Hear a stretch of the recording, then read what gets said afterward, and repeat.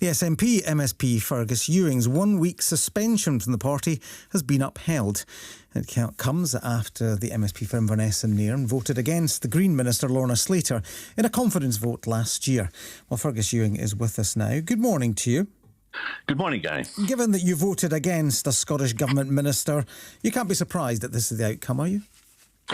I'm not surprised, but I was standing up for my constituents against a truly disastrous policy, the deposit return scheme. And I was doing so, Gary, for my constituents in the knowledge that businesses in my part of Scotland, in the drink sector, would close down had that policy gone ahead. People would lose their jobs.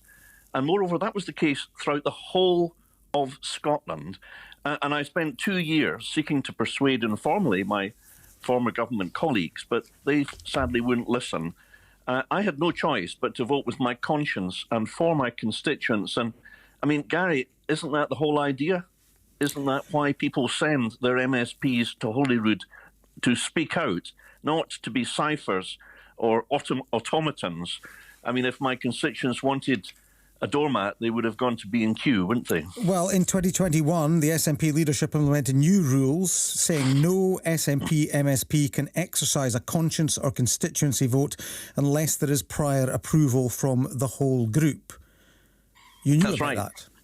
Well, I did, and in the previous 5 sessions of Parliament in which I served for Inverness and Nairn, this clause did not exist. You had a conscience vote, and my central point, Gary, is this, that in Western democracies, parliamentarians must be able to exercise their conscience. You cannot, by definition, contract it out. I mean, a conscience vote cannot be, by definition, subject to permission or dependent upon anyone else's prior consent.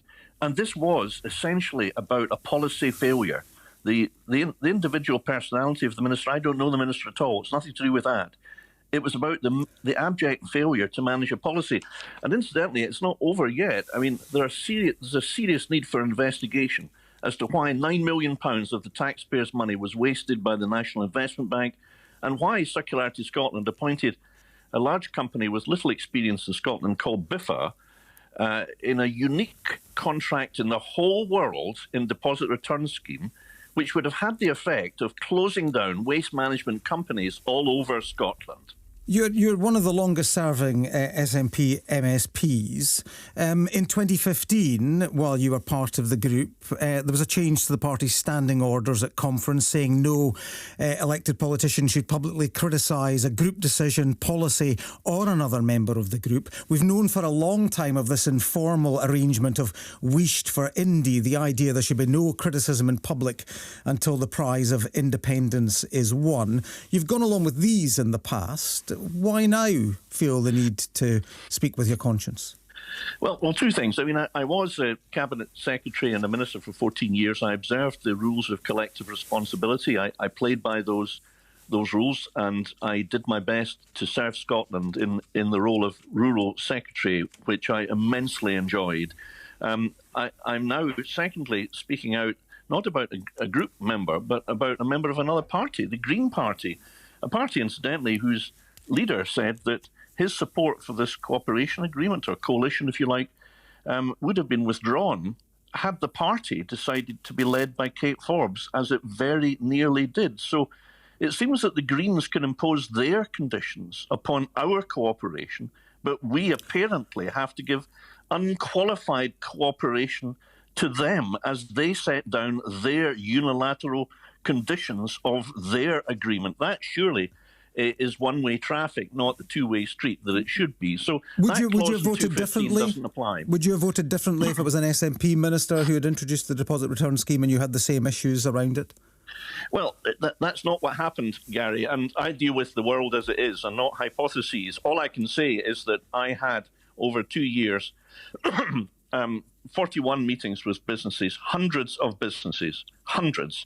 Not one single man or woman that I spoke to felt that the minister was handling the brief in a competent fashion, which the public and all of us are entitled to expect. The public deserve and they expect good, competent government. Sadly, they did not get that, and the cost has been £80 million to government and business. I mean, Patrick Harvey and Lorna Slater are responsible for this policy. Maybe they should split the bill between them as a surcharge of £40 million. But in the absence of that, I'm today calling for an investigation into how on earth so much public money was wasted over such a long period, despite the fact that business called out this scheme 2 years before it was eventually ditched. Do you just take this punishment and everything goes back to normal at the end of this suspension? Are you considering your position within the party?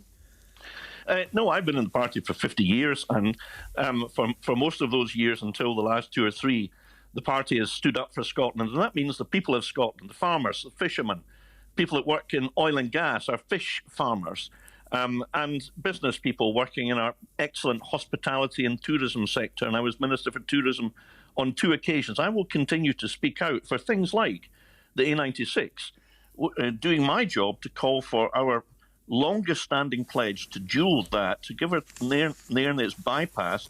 I will do my job, and my question to Hamza Yousaf is, when will you do yours? You came to Inverness and you promised this would be a top priority when you became leader. Nothing has happened over the past 3 years. Well, my job, Gary, is to speak out on this so that, and I hope that he does, that he will listen to this and come out with a detailed plan for dualling of the A96 between Inverness and Oldern and the Nairn bypass, as they have with the A9. The public are entitled to expect that we deliver what was in our manifesto.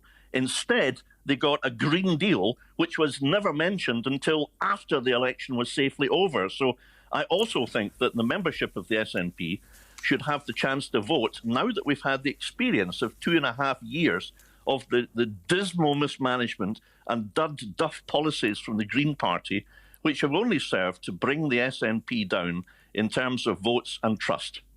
Given that you have so many issues, it seems, with the leadership of the SNP, is the SNP failing your constituents? Well, I'm afraid it has, but it is up to. One can always change course, Gary. That's what I want the party I've served for half a century to do. I want it to go back to the middle ground, to be a broad church representing everybody in Scotland, accepting that people can have different views, social conservatives as well as progressives. I want a tolerant Scotland where we can all work together for the good of the common weal.